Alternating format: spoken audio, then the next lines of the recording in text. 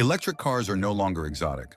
More and more people are switching to vehicles without exhaust pipes, while governments and corporations are building charging stations all over the world. But where is it most convenient today to drive an EV? In the United States or maybe in Europe and Asia? Let's compare America with the global leaders: Norway, the Netherlands, China, Germany, and France. America and electric cars. The US is the birthplace of Tesla and one of the biggest EV markets in the world. The supercharger network is growing fast, and companies like Electrify America and ChargePoint are expanding thousands of charging stations. However, the infrastructure is uneven. In California, chargers are everywhere, but if you drive deep into Texas or Iowa, you might have to search for dozens of miles. On average, America has around 170,000 charging points. But considering the size of the country, that's still not enough. The government is investing billions of dollars to expand the network, aiming to cover all major highways by the end of the decade. Norway, the absolute champion. Norway is a paradise for EVs. More than 80% of all new cars sold are electric. Charging stations are literally on every corner, even in small towns and along mountain roads. The government has supported this shift for decades. No purchase tax for EVs, free parking, discounts on toll roads. In many cities, electric cars can even use bus lanes, saving time during traffic jams. Norway also has a unique energy system. Nearly all of its electricity comes from renewable sources, mainly hydropower.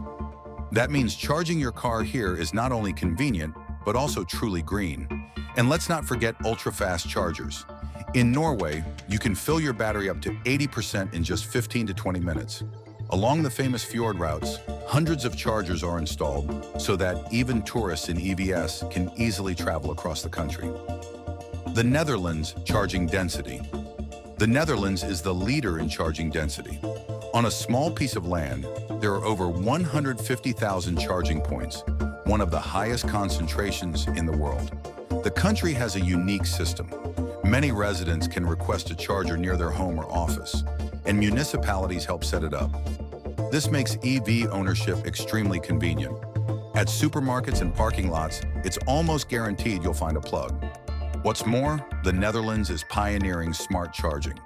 When multiple cars are connected to one station, energy is distributed dynamically so everyone gets enough. Another fascinating innovation is V2G, vehicle to grid. Dutch EVs can not only charge, but also send electricity back to the grid, helping stabilize the power system during peak hours. Amsterdam is also pushing electric buses and taxis. Already, dozens of bus routes are fully electric, and taxi drivers are being required to transition to zero-emission cars. China. Scale number 1. China is the global giant. It accounts for more than half of all the world's charging stations. Millions of chargers are already installed in megacities, with thousands more along expressways. The government heavily subsidizes both charging infrastructure and EV manufacturing. In Beijing or Shanghai, EVs are everywhere. But because of the sheer number of cars, chargers can sometimes be overloaded during peak hours.